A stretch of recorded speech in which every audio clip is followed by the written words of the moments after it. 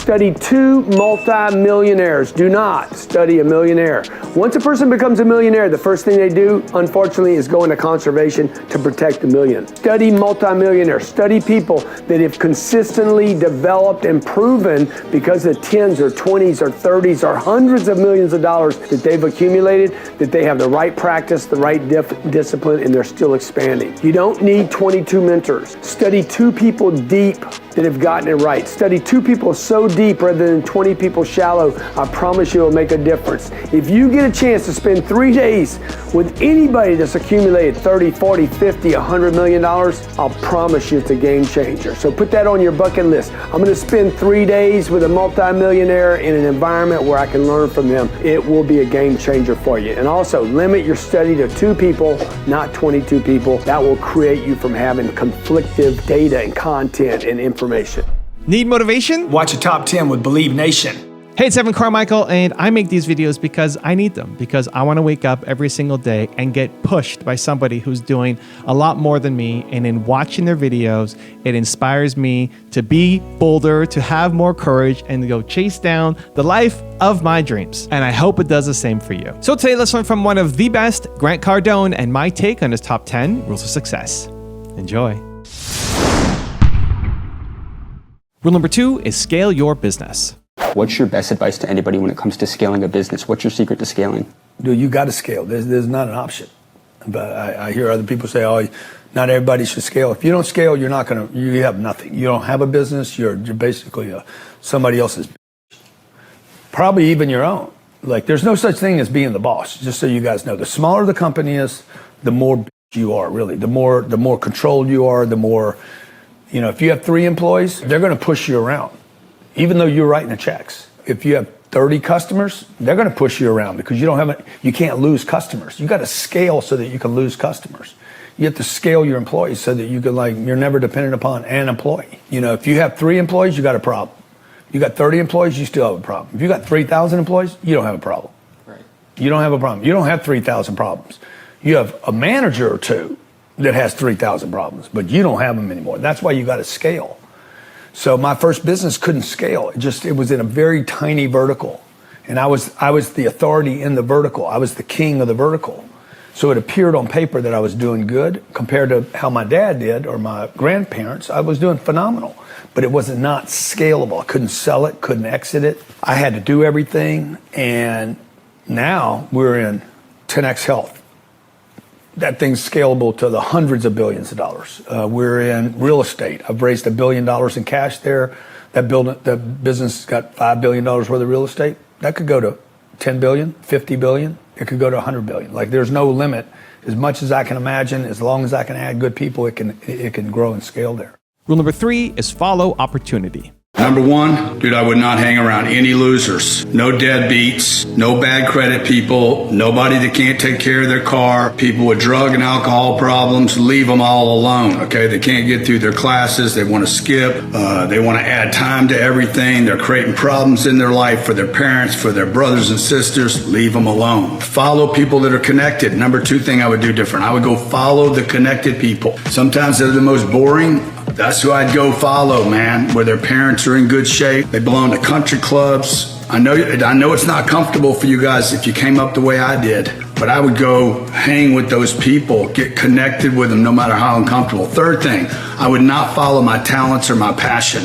I would follow the money. I would follow opportunity, okay? I would go look at things that could actually pay off for me when I'm 30 and 40, not do the things that feel good when I'm 20. 4, I would make a decision to get super rich. I know you guys hear me talk about money all the time. Man, you can. There's not one of you that's seeing this right now that couldn't get super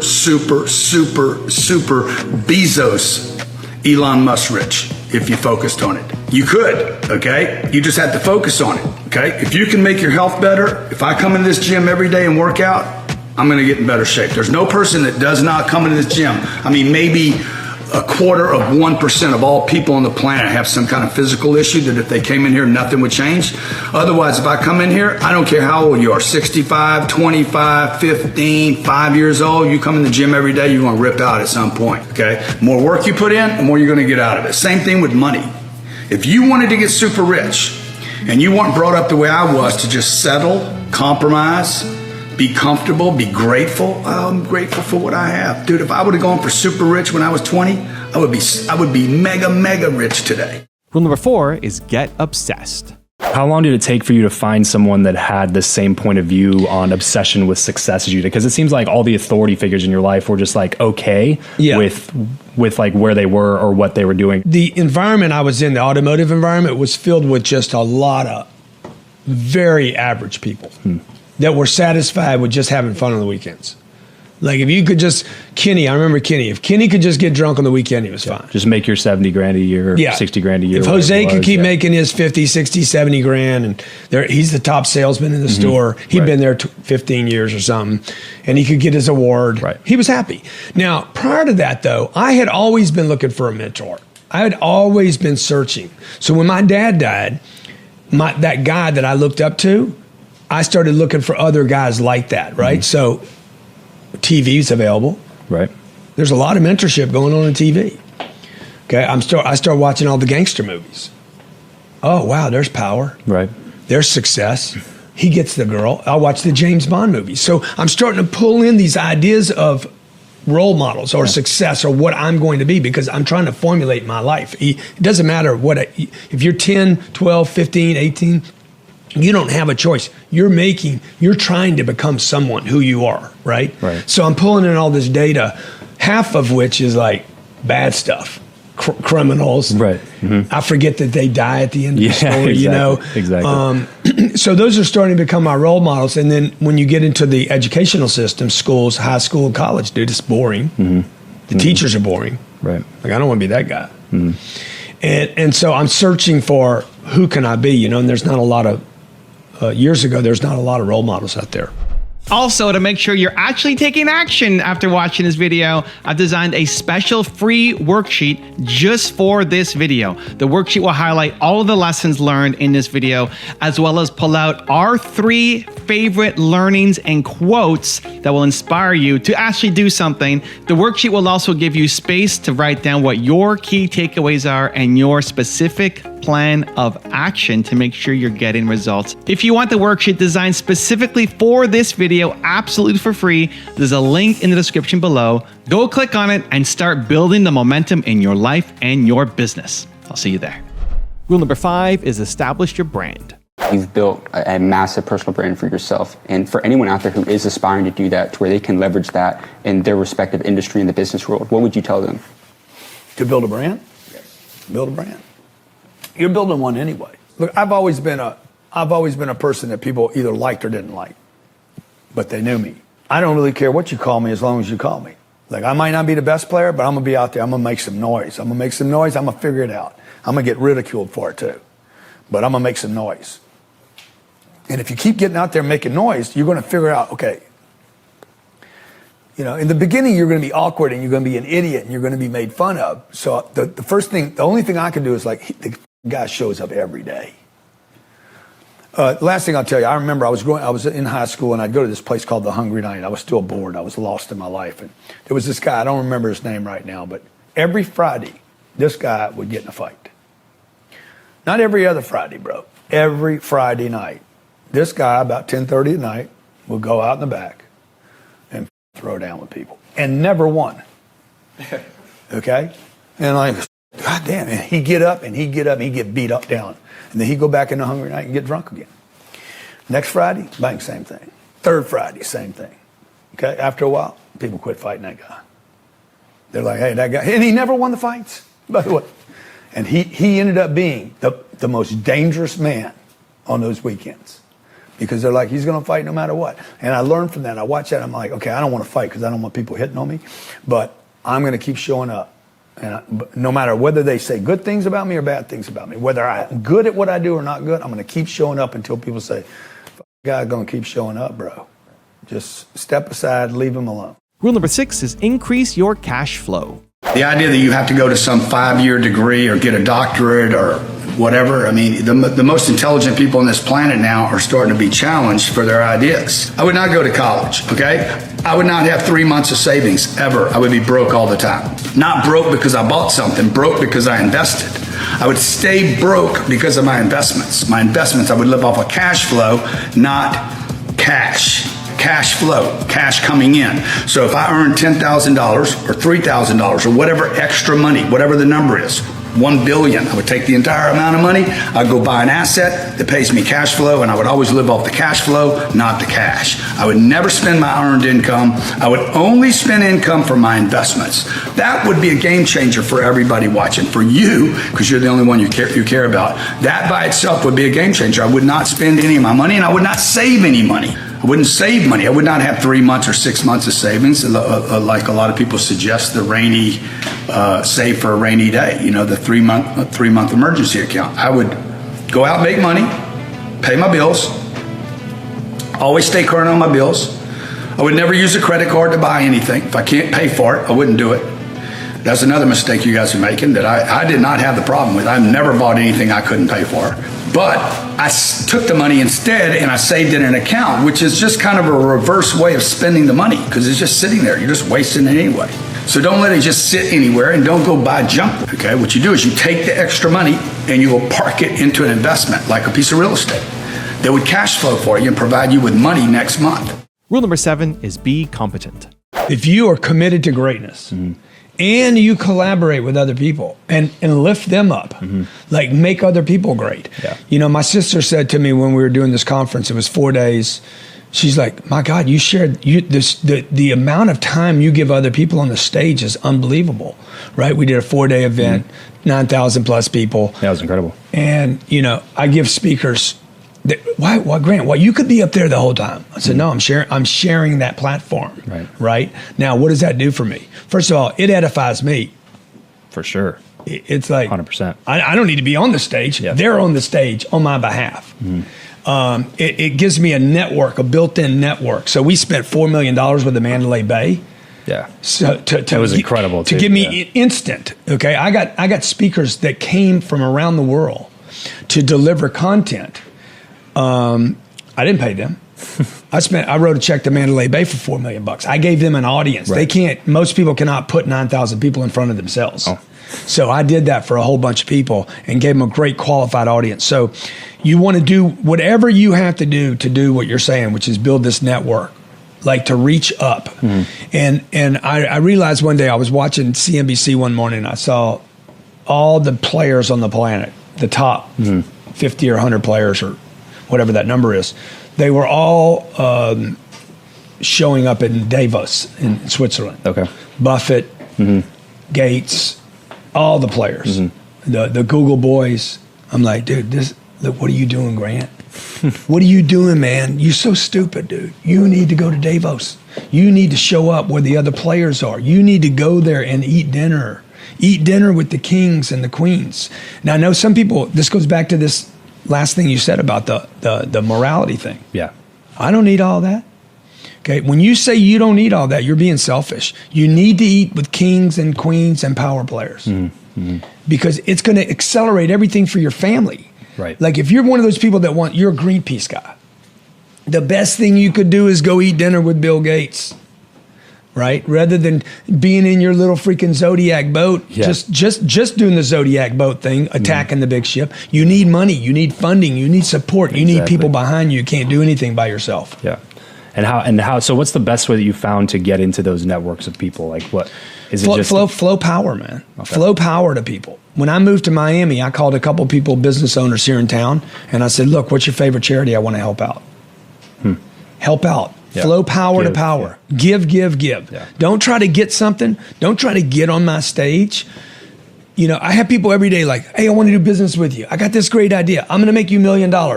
Dude, just flow power to me. Yeah. Right? Yeah. Flow power to power.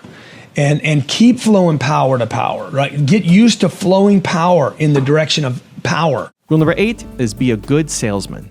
You've sold billions of dollars in revenue throughout your career. Yep. You know, how have you been able to consistently close massive deals? What is Grant Cardone's secret to sales? 80% of everything we do here is free. Now, the 20% that pay me, you know, this year will pay me $150 million. But the 80% got $1 billion worth of advice. They just didn't pay me anything, but they came into my funnel. Right, they came into my, okay, now I know who they are. Can I serve them when they're ready to pay something? not everybody's ready to pay, right? So like when I was a kid, man, I wouldn't pay for anything because I didn't have any money. So if you walk into a casino in Vegas, you can walk in. You don't have to have money. All you got to do is walk in. Everything's free. So in my world, I'm a big open casino, like everything's free. Now, when you get in, you're like, I'd like to sit at that table with the whales. Well, then that costs something.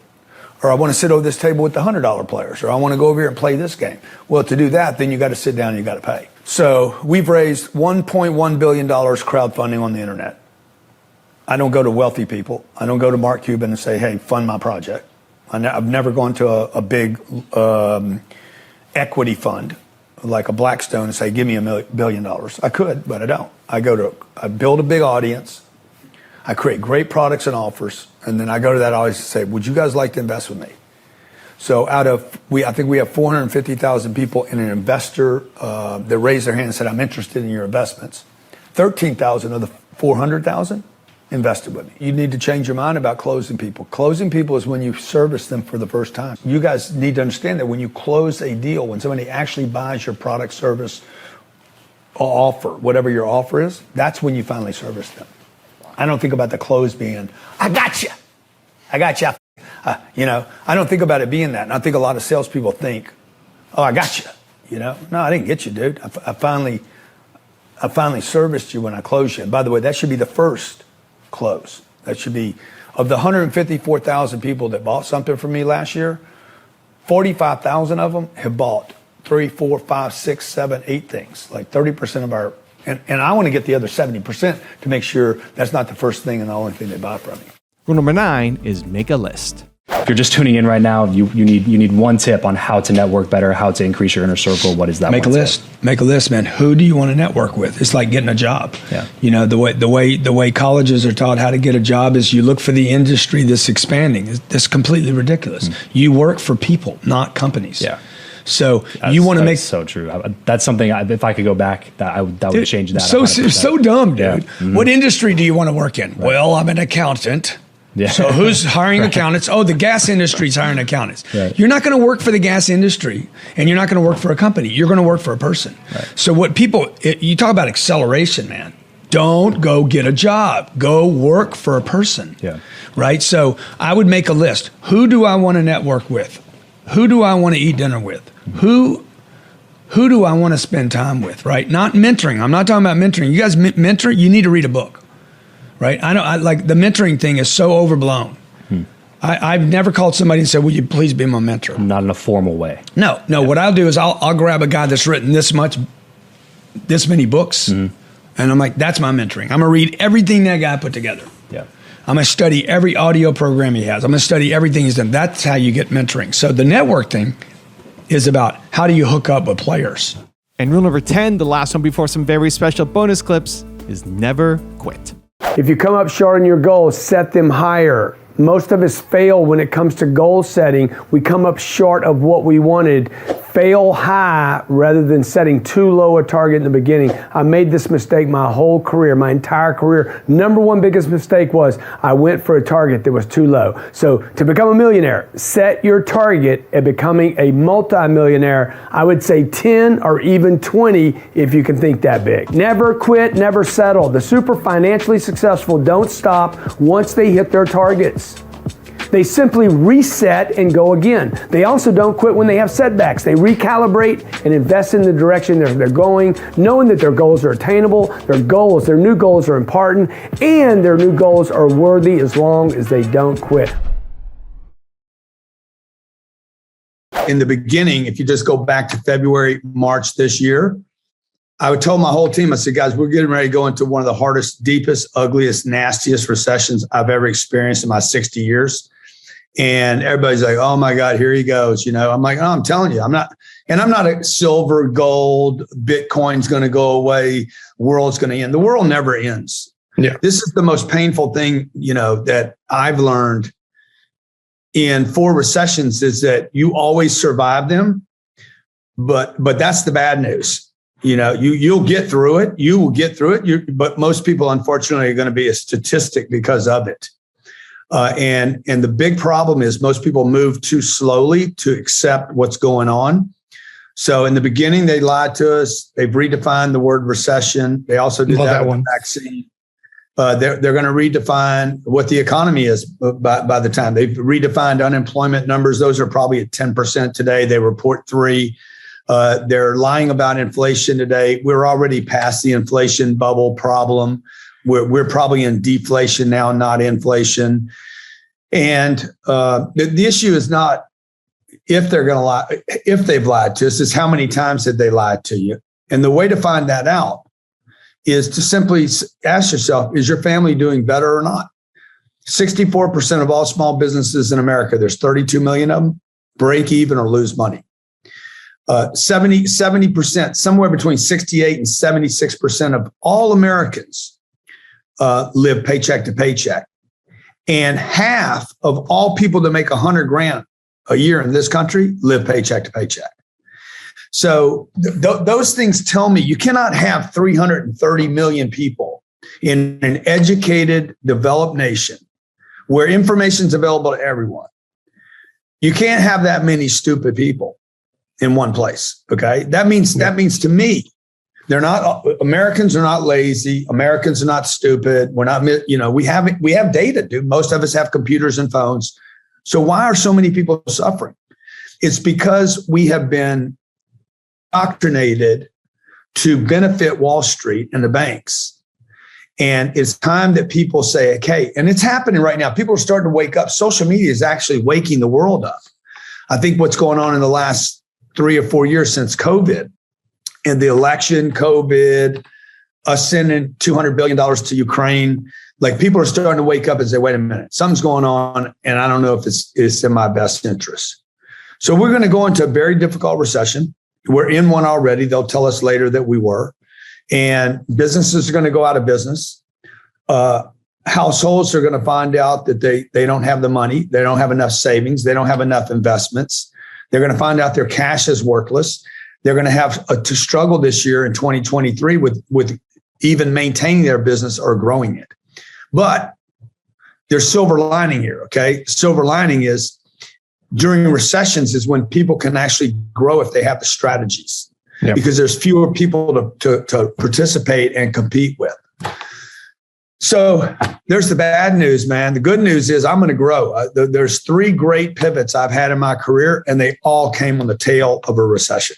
Warren Buffett recently said the reason they don't buy real estate is because real estate for most of time, for hundreds of years in America, real estate is properly valued. And he looks for assets that are not properly valued. They're stressed or something. They're stressed. They're problematic.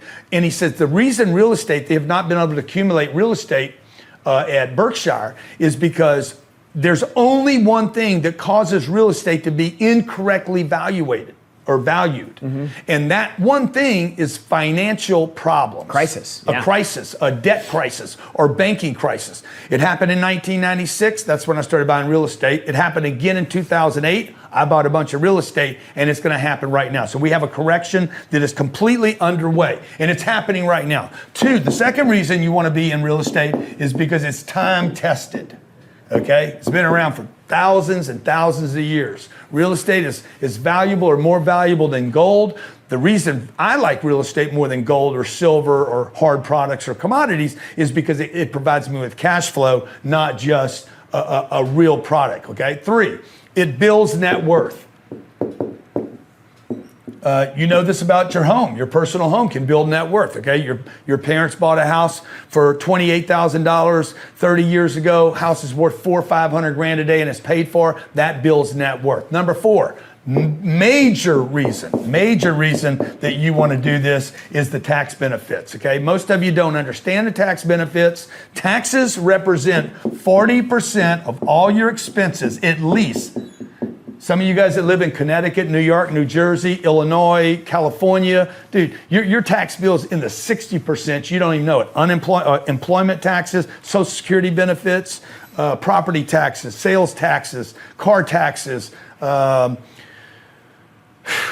dang it. Every tax. Taxes. On okay, everything. Number 5, passive income. Okay, passive income. Now, Bitcoin does not offer passive income. Stocks do not offer passive income. 5-year treasury bills don't offer passive income. Cash at the bank doesn't offer passive income.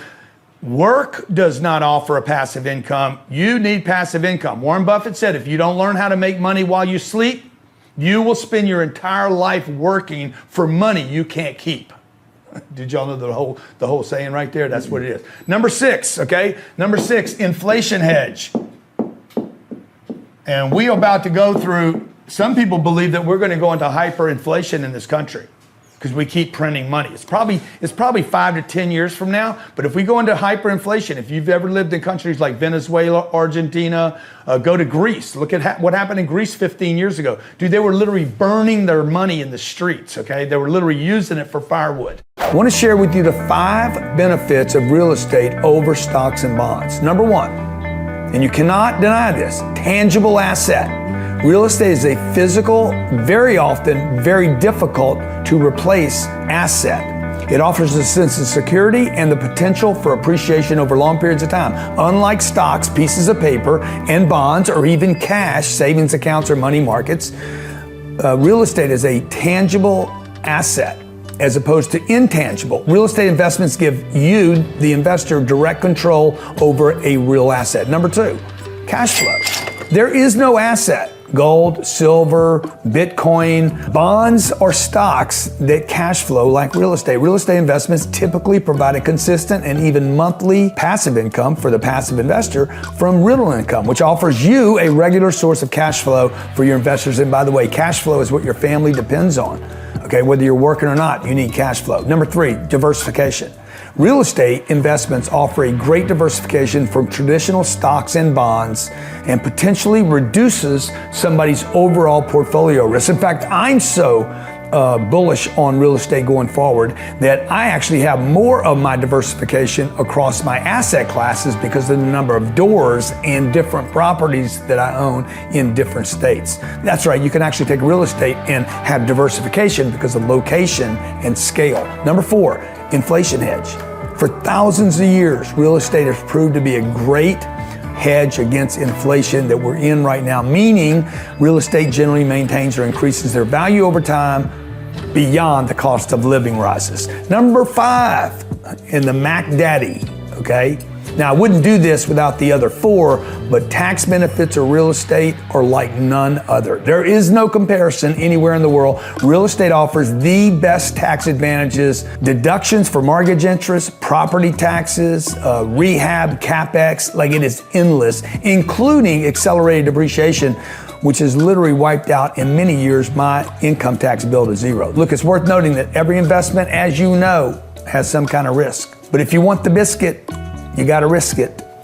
And the best risk for me is to never lose my money, to get cash flow, to get appreciation, to get leverage, and to get the tax write-offs.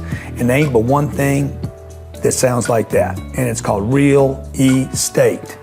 Get invested today. As they say, don't wait and invest in real estate. Buy real estate and wait.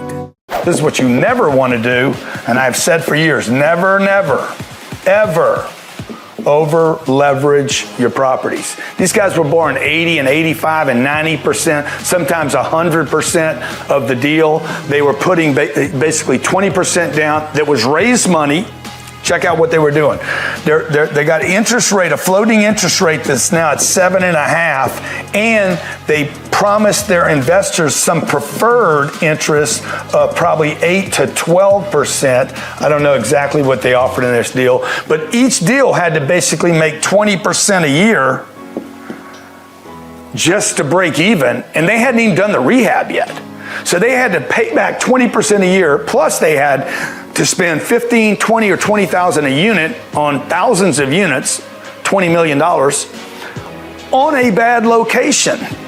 Okay, so they bought product, location, over-leveraged it, and then they had no cash reserves in case of problems. Like, there's not going to be problems. Guys, there's always going to be problems. Okay, every piece of real estate I've ever bought, every business I've ever purchased, every business that I started, every startup I've got involved in, every relationship, partnership, every single deal I have ever bought came with problems that I did not forecast. I did not manage. Most of you guys who are buying real estate in the last 3 years, you're like, oh, we're going to have growth every year. We're going to have rent growth forever. Everything's going to go perfect. We're going to do our rehab. We're going to keep it full at 95%. Why does everybody use this 95% number? It's impossible. Not everybody can be at 95%, okay? Particularly when they got new assets coming on. These guys were buying assets in terrible locations, knowing that new product was coming on in an adjustable rate mortgage market where the Fed said the interest rates are going to be going up. We're undercapitalized, don't have money for the future to buy down the loan, and check it out, didn't even have any reserves to fix the property. Hey, you guys keep asking me what enough money is. How many times I got to tell you? First of all, if you're asking a question, you don't have enough money. Number two, enough money by definition, at least my definition, would be you can take care of everyone you love. Everyone's, all the people, your sister that you forgot about, your aunt that took care of you when you were growing up, maybe a school teacher that helped you out a bunch is struggling now. Like you can help your 2 kids, your wife or husband, and your parents, and beyond that. You know what I'm saying? You can reach deep, start helping all the people you love. That would be enough money, and still take care of yourself. By the way, I know some of you out there taking care of everybody else, but you don't take care of yourself.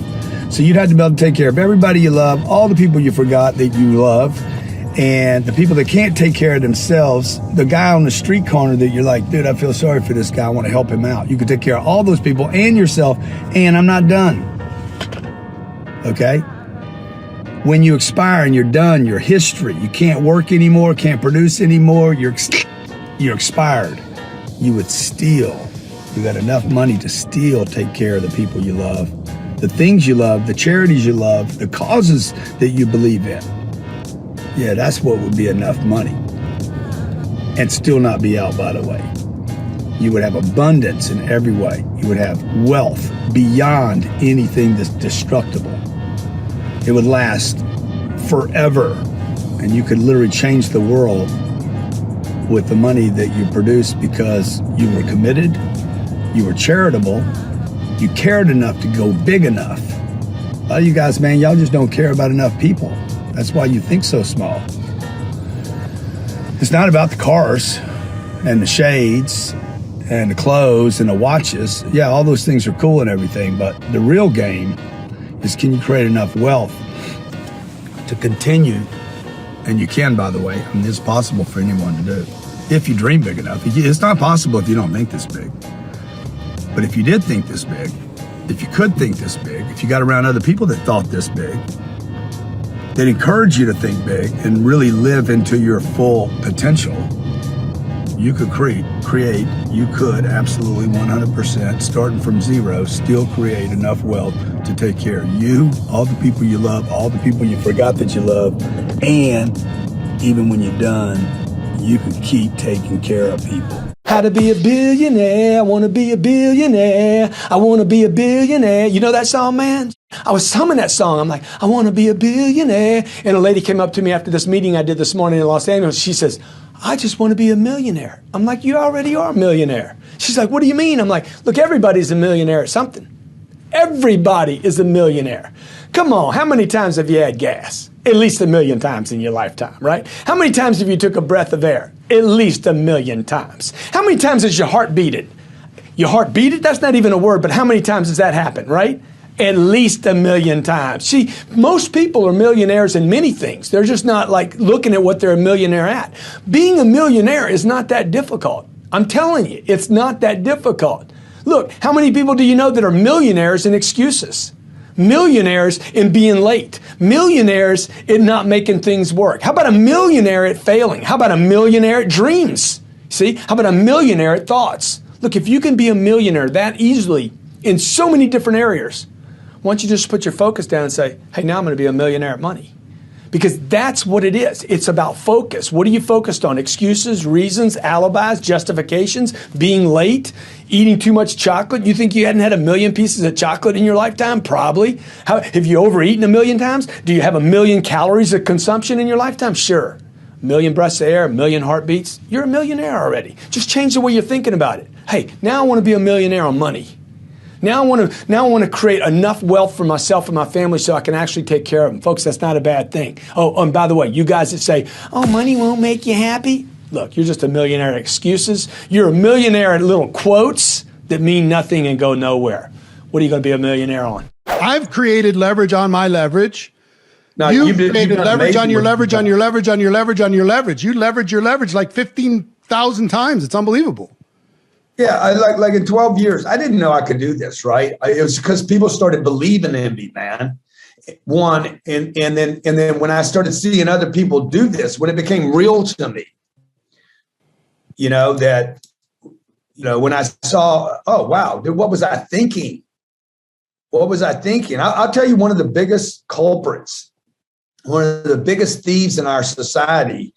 And one of the biggest mistakes I made in my career was like simply just not being around the right people. I was around people that loved me when I should have been around people that had done something.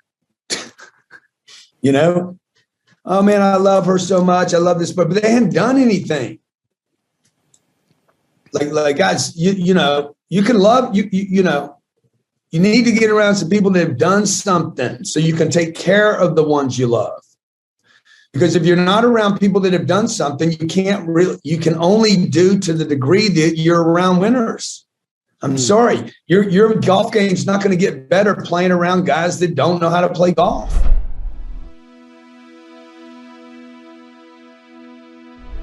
Because you made it this far in a video, I want to celebrate you. Most people start and don't finish. Most people never actually follow through. Most people say they want something, but they don't ever do the work to actually get it. But you are different. You are special. Believe Nation, you made it here all the way to the end, and I love you. So as a special celebration, if you put a hashtag believe down in the comments below on this video, I will showcase you and celebrate you somewhere on the screen in a future video because you are awesome. For 10 more amazing rules from Robert Kiyosaki, check the video right there next to me. I think you'll love it.